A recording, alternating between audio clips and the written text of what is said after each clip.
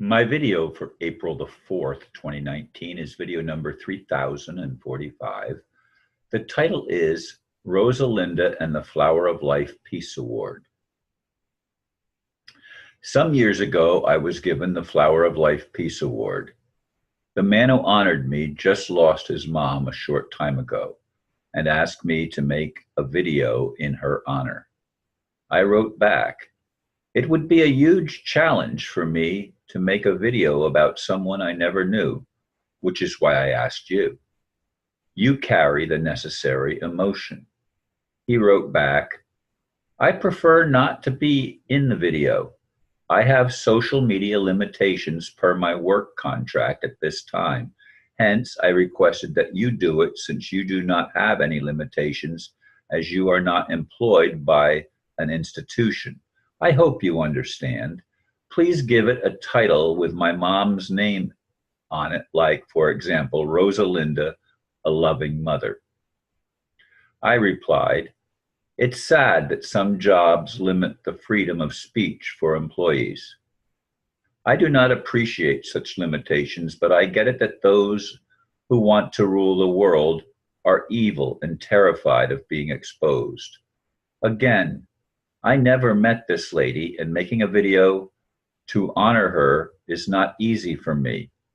I have another friend whom I've actually met and am in regular contact with, a mom who is also being severely challenged at this time in regard to her son. She did not request I make a video in sharing her dilemma. Of course, I have lost 3 of my own kinfolk since this past Christmas season. Death is a painful part of our human experience, perhaps not so much for those who die, but for those left behind." Yes, this is the Flower of Life Peace Award that I received, and the man who honored me with that award, as I said, just lost his mom. And once again, I postpone the video that I had planned to make in regard to Earth's wickedest men. Maybe I'm not supposed to make that video, I don't know, but it's been on my agenda to make that, and twice now I've had things sent to me that preclude me making the video that I had planned to make a couple of days ago. Anyway, folks, it is a sad thing when we lose loved ones. He shared with me much of the story of her trauma and dilemma. She was not born in the United States, and I guess he's lived on at least 3 different continents so far as I know from his story: Asia, Europe, and North America. But I don't know his mom. I never met her. I'm sure she was a wonderful woman from what he has shared with me. She has faced a lot of challenges in life, but then again, we all have. As I said, I've had deaths of my cousins and kinfolk, and can you imagine? I have 2 aunts, and one of those aunts just lost one of her sons, and she lost the daughter way back when the daughter was only 19 years old. Had a strange accident. Some suggest she actually had a heart attack at age 19. We face these challenges as human beings because life does not come with any guarantees. I wish it did. I wish I knew for sure that I'd be able to fulfill my mission and actually witness the kingdom of heaven on earth. But will that ever happen? Well, as long as we have evil people with a dark agenda and we have limitations onto our freedoms, as I said in a recent video, the Connecticut governor is trying to take away and confiscate all firearms from the public, so that only the criminals and the police and military will be allowed to carry weapons. And of course, police and military are under orders from their superiors, and most of the superiors, not all of them, but most of the superiors are part of the evil agenda. They work for the dark forces.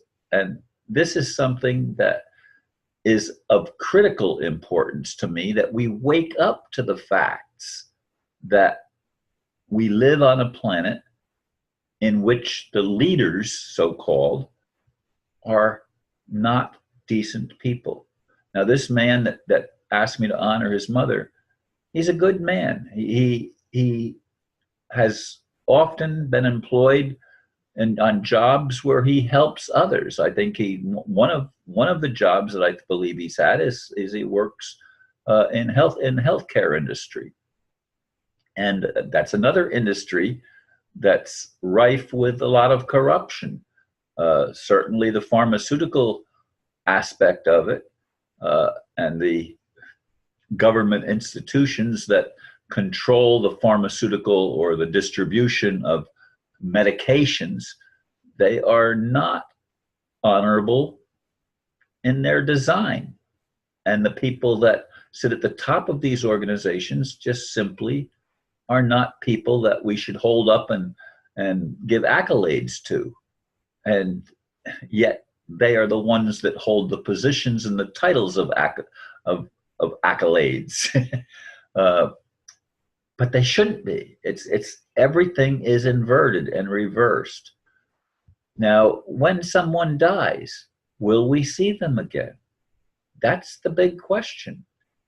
You know, some people say, no, you die, and there's a hole in the ground, and what's left is memories of your friends and your loved ones that remember you, and maybe for a short time they do, and then life goes on and we forget. I,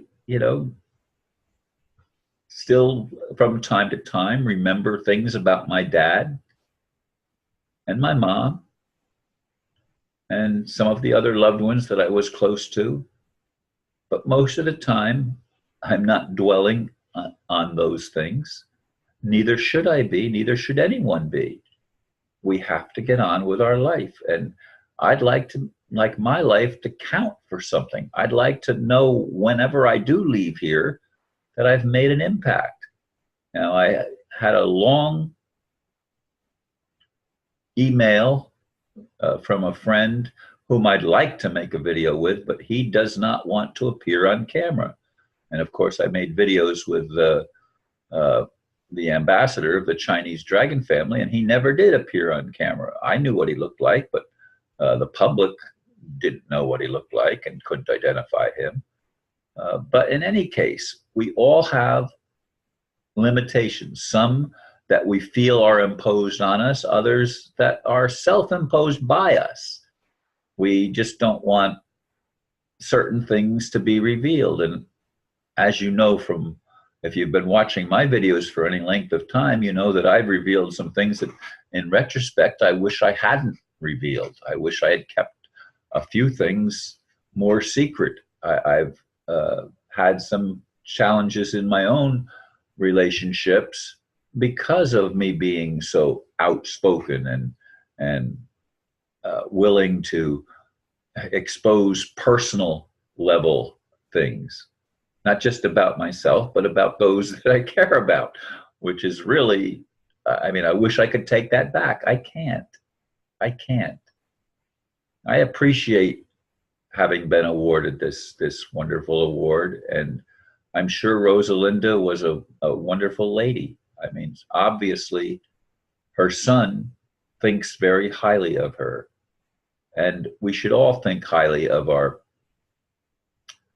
parents and honor them to the extent that we can.